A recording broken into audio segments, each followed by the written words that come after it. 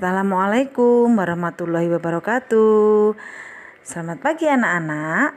Berjumpa lagi dengan Ustazah Vera pada pembelajaran tema 4 berbagai pekerjaan, subtema 2 pekerjaan di sekitarku. Sebelum kita mulai pembelajaran hari ini, bagaimana kalian? Sudah siap apa belum? Jangan lupa ya, sholat duha terlebih dahulu. Nah, selanjutnya kita simak video berikut ini.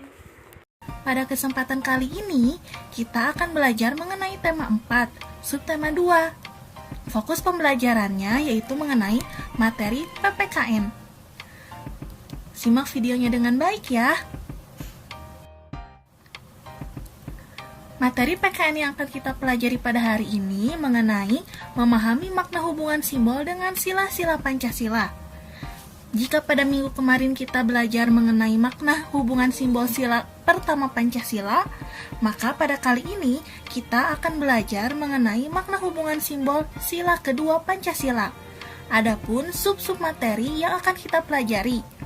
Pertama yaitu menjelaskan hubungan simbol dengan makna sila kedua Pancasila, dan kedua, contoh pengamalan dari sila kedua dalam kehidupan sehari-hari. Simak penjelasannya dengan baik. Materi pertama, menjelaskan hubungan simbol dengan makna sila kedua Pancasila. Sebelum kita beranjak pada materi, mari kita baca teks berikut. Pamade adalah seorang pelukis. Lukisannya banyak dijual di galeri. Pamade sering mendapatkan pesanan untuk melukis wajah ataupun bentuk-bentuk lain. Berbeda dengan Pamade, Pak Tony adalah seorang penjahit. Pak Tony menerima pesanan orang-orang yang ingin membuat baju. Meskipun berbeda pekerjaan, mereka berteman baik. Tidak pernah terfikir oleh Pamade bahwa pekerjaannya lebih baik daripada pekerjaan Pak Tony. Begitu pula sebaliknya. Pekerjaan setiap orang berbeda-beda. Jangan pernah merasa bahwa pekerjaan kita lebih baik daripada pekerjaan orang lain. Setiap pekerjaan sama. Yang penting memberikan manfaat bagi orang lain. Hal ini sesuai dengan makna sila kedua Pancasila. Ayo kita pelajari lebih lanjut. Sila kedua Pancasila. Tahukah kalian apa simbol dari sila kedua Pancasila? Simbol sila kedua Pancasila adalah rantai. Sila kedua berbunyi kemanusiaan yang adil dan beradab. Sekarang coba kalian perhatikan simbol dari sila kedua tersebut. Simbol rantai ini memiliki dua jenis bentuk. Yang pertama, rantai yang berbentuk lingkaran dan juga rantai yang berbentuk persegi. Tahukah kalian apa arti jenis rantai tersebut? Mata rantai berbentuk segi 4 melambangkan laki-laki, sedangkan mata rantai berbentuk lingkaran melambangkan perempuan. Mata rantai yang saling berkaitan melambangkan hubungan manusia satu dengan yang lainnya yang perlu bersatu dan saling membantu, sehingga menjadi kuat seperti rantai. Itulah arti dari rantai persegi dan juga rantai berbentuk lingkaran. Lalu, apakah makna dari sila kedua Pancasila? Sila kemanusiaan yang adil dan beradab bermakna: pertama, setiap manusia setara dan sejajar. Kedua, beradab dalam rasa, pikiran, dan tindakan. Ketiga, anti penjajahan. Keempat, mengutamakan kebenaran dan keadilan. Materi yang kedua yaitu contoh pengamalan dari sila kedua dalam kehidupan sehari-hari. Lalu, apakah contoh sikap yang mencerminkan sila kedua Pancasila dalam kehidupan sehari-hari? Contoh sikap yang mencerminkan sila kedua Pancasila dalam kehidupan sehari-hari adalah sebagai berikut. Yang pertama yaitu mengakui persamaan derajat, hak, dan kewajiban antar sesama manusia. Dalam kata lain, kita sebagai umat manusia harus mengakui persamaan derajat antara laki-laki dan juga perempuan, serta mengakui persamaan hak dan kewajiban antar laki-laki dan juga perempuan. Contoh yang kedua yaitu memiliki sikap tenggang rasa. Ketiga, tidak mengejek orang lain. Karena ketika jika kita mengejek orang lain, maka kita telah mengingkari makna sila kedua Pancasila, yaitu anti penjajahan. Keempat, menghargai antar sesama manusia. Kelima, memiliki sikap tanggung jawab. Keenam, memiliki rasa peduli terhadap orang lain. Jika ada orang lain yang sedang kesusahan, maka wajib kita bantu. Ketujuh, tidak saling menyakiti antar sesama manusia, baik menyakiti fisik maupun hati. Kedelapan, saling menghormati antar sesama manusia. Nah, sebagai contoh pengamalan sikap dari sila kedua Pancasila, simak teks berikut ya. Dayu adalah temanku. Ia anak yang ramah. Meskipun lama tinggal di Jakarta, hal itu membuat Dadu sering menertawakan Dayu. Dadu sering mengejek Dayu. Hal itu membuat Dayu sangat sedih. Ia menjadi tidak percaya diri untuk bicara di depan kelas. Ia takut ditertawakan Dadu. Hari ini Dayu tidak mau masuk sekolah karena malu. Nah, berdasarkan teks tersebut, apakah sikap Dadu baik? Apakah sikap Dadu sesuai dengan pengamalan sila kedua Pancasila? Bagaimana menurut kalian?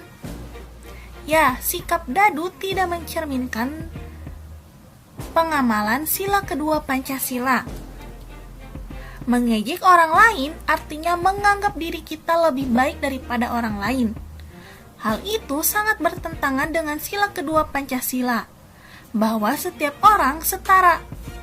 Ejekan Dadu sangat tidak beradab. Tindakan Dadu menyakiti perasaan Dayu. Nah, sebagai warga negara Indonesia yang baik, kita tidak boleh mencontoh perilaku Dadu. Harusnya kita saling merangkul dan menghormati antar sesama umat manusia. Nah, untuk lebih memahami materi yang telah kita pelajari tadi, di sini akan diberikan beberapa tugas untuk kalian kerjakan ya. Pertama yaitu, tuliskanlah makna dari sila kedua Pancasila. Soal yang kedua, tuliskanlah 5 contoh perilaku dalam kehidupan sehari-hari yang sesuai dengan makna sila kedua Pancasila. Kerjakan tugasnya dengan teliti ya. Semoga materi yang disampaikan pada hari ini dapat bermanfaat bagi kalian semua. Tema 4, berbagai pekerjaan. Subtema 2, pekerjaan di sekitarku, muatan IPA. Seiring dengan kemajuan teknologi, kebutuhan manusia pun terus meningkat sehingga membutuhkan kemajuan manusia dalam berpikir. Dengan semakin majunya teknologi, terkadang manusia merupakan dampak negatif terhadap lingkungan yang ditimbulkan oleh teknologi tersebut.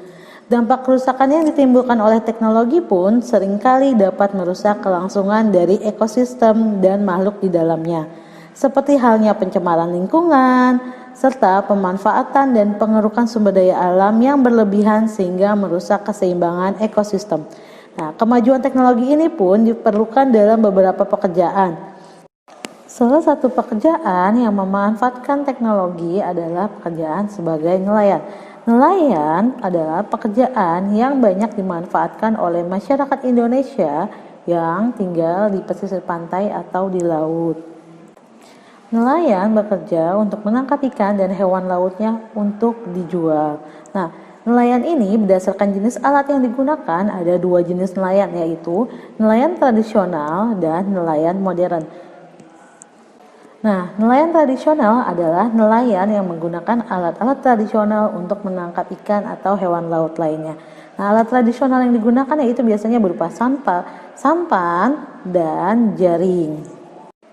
Sedangkan nelayan modern menggunakan kapal besar yang sudah bermesin dan menggunakan GPS Global Positioning System untuk melacak keberadaan ikan.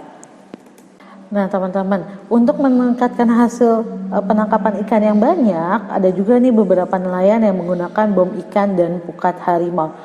Tapi kedua hal ini dilarang ya teman-teman, karena apa? Karena sifatnya itu merusak. Nah, pukat harimau jika digunakan dampaknya adalah dia dapat merusak terumbu karang, menimbulkan kekeruhan di dasar perairan, dan menangkap ikan-ikan atau hewan yang bukan targetnya. Jadi ikan-ikan kecil yang lainnya pun ikut tertangkap. Sedangkan dampak dari bom ikan adalah menyebabkan hancurnya terumbu karang dan habitat ikan yang lainnya. Sampai sini teman-teman paham? Oleh karena itu, penggunaan bom ikan dan pukat harimau itu sangat dilarang ya teman-teman. Nah, oleh karena itu, para nelayan sebaiknya memperhatikan hal-hal berikut supaya keseimbangan alam tetap terjaga. Oke, yang pertama yang harus diperhatikan adalah tidak menangkap ikan secara berlebihan. Kedua, tidak menggunakan bahan peledak atau racun. Yang ketiga, tidak menggunakan pukat harimau. Yang keempat, memperkirakan daur hidup ikan. Kenapa teman-teman kita harus memperhatikan keempat hal ini? Karena jika kita melakukan dengan menangkap ikan secara terus-menerus tanpa memperkirakan daur hidup ikan, terus dengan menggunakan pukat atau peledak, nah itu ekosistem di dalam laut itu akan punah, ekosistem ikan itu akan habis. Jadi kita tetap harus menjaganya ya teman-teman. Paham teman-teman? Nah, teman-teman, perbedaan nelayan tradisional dan nelayan modern dapat dituliskan di dalam diagram Venn. Apa sih yang disebut dengan diagram Venn? Bisa mau tanya teman-teman, ada yang tahu nggak apa yang dimaksud dengan diagram Venn? Oke, good. Diagram Venn adalah diagram yang menampilkan perbedaan sekaligus persamaan dua hal. Oke, perhatikan contohnya ya. Di sini ada contoh diagram Venn nelayan tradisional dan nelayan modern. Yang di sebelah kanan adalah nelayan tradisional dan di sebelah kiri adalah nelayan modern. Yang di tengah adalah persamaannya. Paham teman-teman? Kebutuhan manusia dapat dipenuhi dengan memanfaatkan sumber daya alam yang ada di muka bumi. Nah, pemanfaatan sumber daya alam tersebut dapat dilakukan secara bertanggung jawab agar terjaga persediaannya. Salah satunya dengan menghemat penggunaannya. Menghemat penggunaan sumber daya alam dapat kita terapkan dalam kegiatan sehari-hari. Contohnya yang pertama adalah kita bisa dengan menghemat penggunaan air. Nah, air jika tidak kita gunakan harus kita matikan kerannya dan kita tidak boleh boros dalam penggunaan air. Oke, yang kedua, kita bisa mendaur ulang pada barang-barang bekas. Oke, contoh di gambar ini adalah mendaur ulang dari sampah-sampah plastik bekas bungkus kopi, bungkus makanan, dia bisa didaur ulang dengan menjadi tas. Nah, selain menghemat air dan mendaur ulang barang-barang bekas, kita juga harus menghemat kertas. Karena kertas dari apa teman-teman? Ya, kertas dari pohon. Kita harus, kalau kita banyak menggunakan kertas berarti banyak pohon yang akan ditebang. Selain itu kita pun harus menghemat penggunaan listrik. Dan masih banyak lagi sumber daya alam yang harus kita hemat dalam penggunaannya. Agar sumber daya alam tetap terjaga. Demikian pembelajaran hari ini Ustazah akhiri. Wassalamualaikum warahmatullahi wabarakatuh. Semoga kita akan dipertemukan kembali. Selalu berdoa, jaga kesehatan, dan jangan lupa patuhi protokol kesehatan. Salam sehat, salam semangat.